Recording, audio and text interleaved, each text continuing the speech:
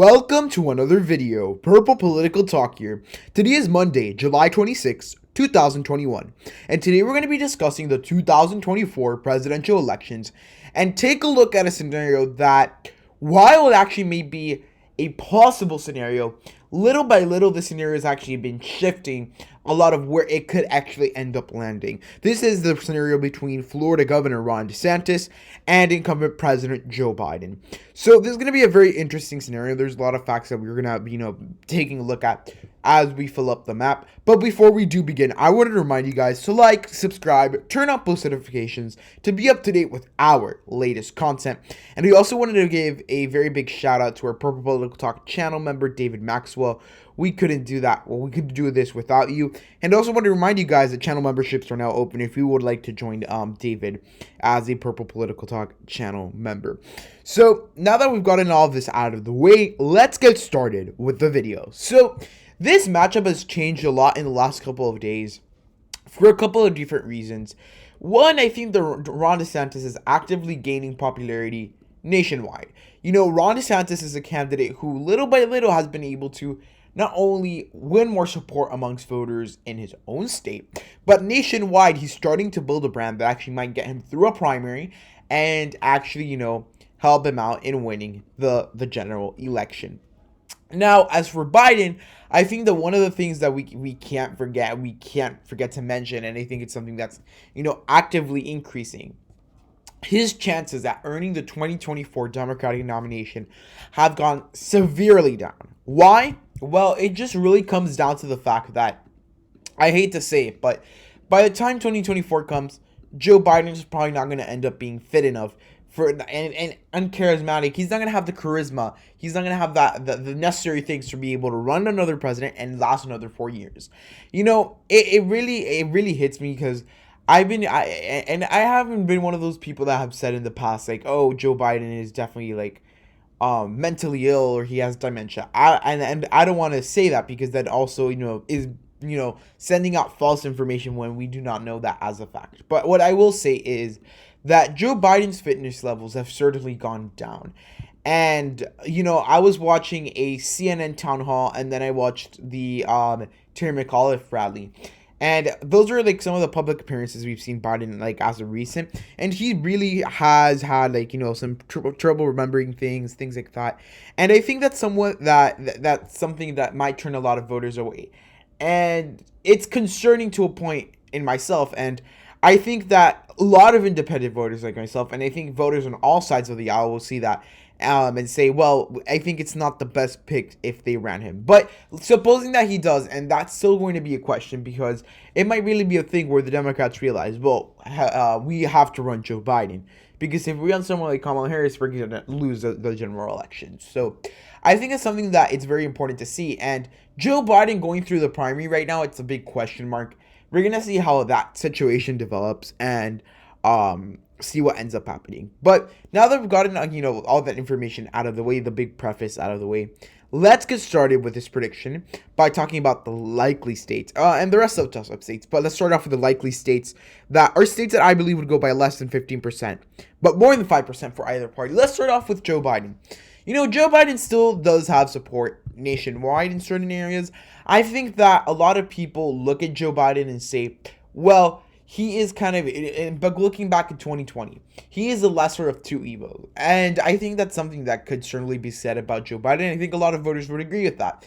That, the 2020 election wasn't like Joe Biden was such an immensely popular candidate like, we've seen in the past with someone like Barack Obama.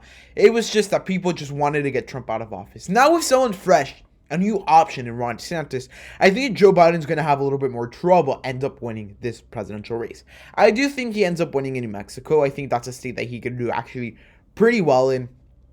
Build that support. I think he could do very well in Colorado. This is a state that has become more and more liberal as time goes on. And even though Ron DeSantis could appeal to suburban voters, and I think that his suburban appeal matches Joe Biden, and especially in the Sunbelt, it actually, I think, increases. I do think that Joe Biden still wins the state of Colorado because of how Democratic it's been in the past.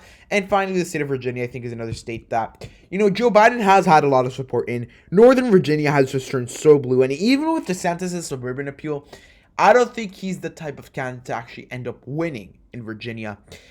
He could probably do very well in Virginia Beach, but when you go up to Fairfax County and St. George's County, I do think that Joe Biden is going to end up doing very well in those counties, hence giving them the seat. Northern Virginia is actually a very big part of, of the political, circle in Virginia. And I do think that in a way, Joe Biden certainly appeals more to those voters. Like, the way I look at it, as a suburb becomes more democratic in a way, but also a little bit more diverse, we're probably going to end up seeing the Democrats end up doing better. There's a lot of suburbs where it's diverse out there, but not in all of them the Democrats are doing well. So it's also like a city by city scenario.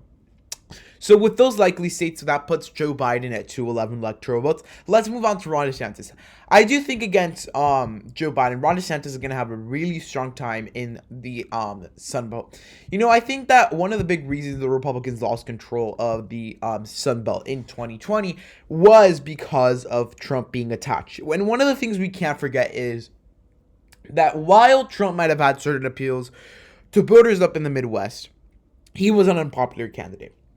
We can't face that. I think that he was in a similar position of how Hillary Clinton was in 2016.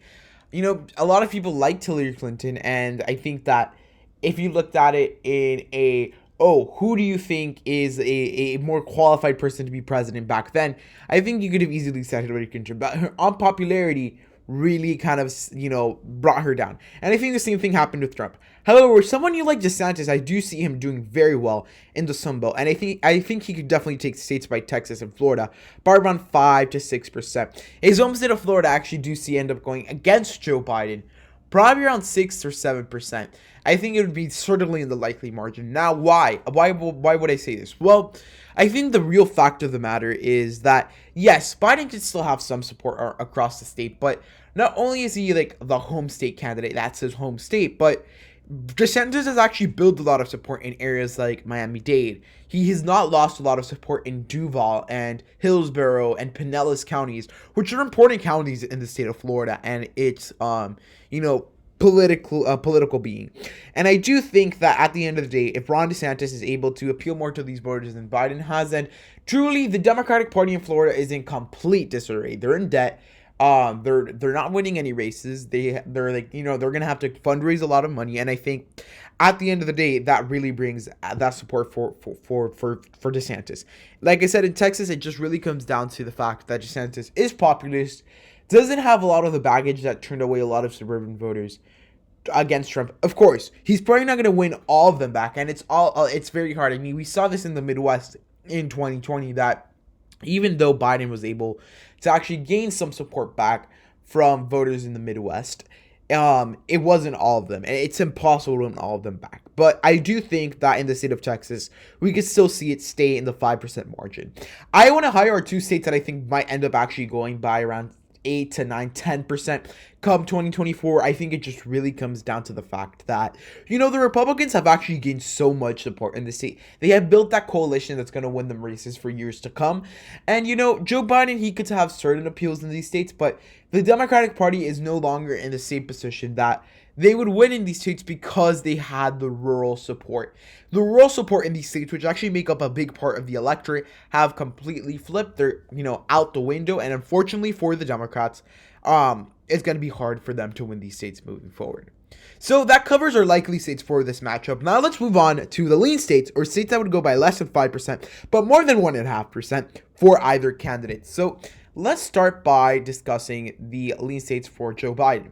So I think that Joe Biden has one lean state in this election. I think he does end up winning Minnesota's, 10 electoral votes. I think he actually could do a very good job here. I think that moving forward, I think it could definitely lower a little bit compared to where it was in 2020. In 2020, went by around 7 points. I think DeSantis could bring it as close as 5%.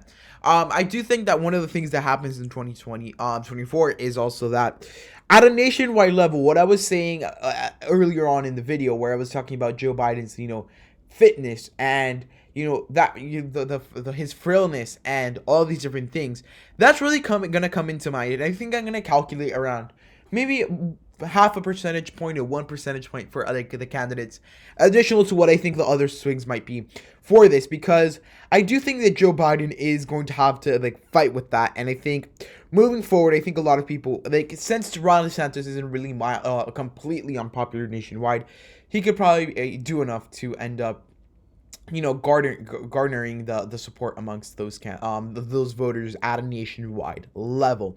So I think he did very well in Minnesota. I think that he can narrowly actually win in Nevada. I think Ron DeSantis could have certain appeals to actually win voters over in Nevada. You know, it actually really does. You know, I think that Biden wins this by around 2 percentage points. I think that the Sunbelt appeal really could help DeSantis here, but the Democrats have a strong base here, of voters that traditionally vote for them. It's a state that's actually trending red, surprisingly, but I do think that, you know, it could actually get a little bit closer than people think. Going on to our lean states for Ron DeSantis, though, I do think that Ron DeSantis could do a very good job in these three Sunbelt states as well. Actually, I forgot to fill in Maine's 2nd district. I'll talk about this a little bit later, and I'll talk about Nebraska's district as well later on. But let me talk about these three Sunbelt states first. Arizona, Georgia, North Carolina. I think these are states that are going to go on to vote for Ron DeSantis in 2024 if this is the matchup. I think that Ron DeSantis does a very good job at appealing to those, you know, country club Republicans, as the mainstream media likes to call them. And I think that one of the big things that we see here is that these states were immensely super duper close in 2020. And I do think that it really comes down to the Republicans just had the wrong candidate for these states. Donald Trump was just unpopular, and I think that's something that we have to acknowledge. Now, I do think that to a certain extent, Biden's frailness is really going to end up hurting him in these states. I think that Ron DeSantis' suburban appeal is probably going to be enough to win Maricopa narrowly, or just do well enough in Maricopa where the results in other counties do end up, you know, evening things out in Maricopa County. So I think that's something that we should think of, and I think that's enough to win him the state probably by 1.5%.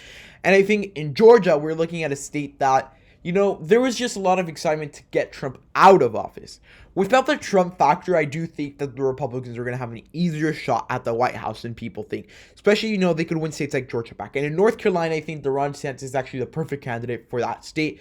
You know, there's a lot of growing suburbs, and I think that, in a way, Ron DeSantis really appeals to the groups of voters. Plus, you know, the Republican base has always been there in North Carolina. I do think they could actually win this by more than 1.5%. Now, I want to just shift the focus over to the 2 congressional districts, and I think that for this race, I think this district in Nebraska is probably going to end up being gerrymandered, in a way, and it's probably going to end up going to Ron DeSantis. If the map stays as it currently is, I would probably see it ends up going to Joe Biden. However, I do think that since it's going to be a gerrymandered district, Ron DeSantis takes that. And in Maine's 2nd district, I do think that they really can't gerrymander it that much unless they split into like a North Maine and then they split Portland area. If they do that, the district might change, but just based on how the district is currently set up, I think that, and how the possibilities of redistricting, it's going to be really hard unless you create a very funky map in Maine to actually, you know, gerrymander the district. So I do think that it's more likely for a district to get gerrymandered in Nebraska because it's just easier to redraw the district, so you have more districts as well. So that's why I think that's what I think about that district in the state of Maine.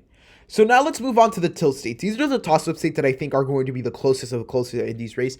And ultimately, these are going to be deciding factors in this presidential election prediction. We're talking about Wisconsin, Michigan, Pennsylvania, as well as the state of New Hampshire. I want to start off with the state of New Hampshire. I do think that Biden could actually, you know, now that I'm thinking about it, I would put it in the lean margin. I think that DeSantis could actually, you know, make certain appeals to get closer, but I do think that Biden, you know, just ends up winning here, based on, you know, his appeal to those, you know, not working class voters, white college educated voters. I do think it could certainly be close, but I think that overall Biden still wins here. This is going to be the actual deciding factor. Wisconsin, Michigan, and Pennsylvania. You know, I think it really comes down to the fact that Ron DeSantis has certain appeals to a group of voters that his brand of populism is similar enough to Trump, and the point is that it's so similar to the point that it's similar enough And he doesn't have the political baggage that Trump had that I think he could win in these states, at least in Wisconsin and Pennsylvania. These are the two closest states in 2020, and I do think that Ron DeSantis could carry these states. Now, in Michigan, I will say that I do think that Biden can narrowly end up winning. I think he just has certain better appeal in this state. He could appeal to the African-American voters with his running mate Kamala Harris. And I think overall it ends up going to Joe Biden. So the final electoral map for a matchup between Ron DeSantis and Joe Biden is Ron DeSantis 292 to Joe Biden's 246. So I do think this was a very interesting matchup to take a look at. Now, I do think that the likeliness of a matchup with Joe Biden happening in 2024 is certainly decreasing. And as time goes on, we're going to end up seeing, how Joe Biden's fitness continues to either grow or better or worsen. And it's really going to be a dependent factor in this election. And as we move forward, that's one of the things I'm going to talk about as we update this election. Because another thing that I didn't really mention is that I think that at a nationwide point of view, the way that Biden has been getting things done, which he hasn't really done anything because Congress is completely gridlocked right now. It could get worse in the midterms. It could put the Democrats in even a worse position. So I think that's a lot of the big reasoning of why this race goes to DeSantis. So I want to thank all of you guys for watching. If you enjoyed the video, please give a huge thumbs up, like, subscribe, turn on post notifications to be up to date with our latest content. Again, I want to thank all of you guys for watching. And goodbye.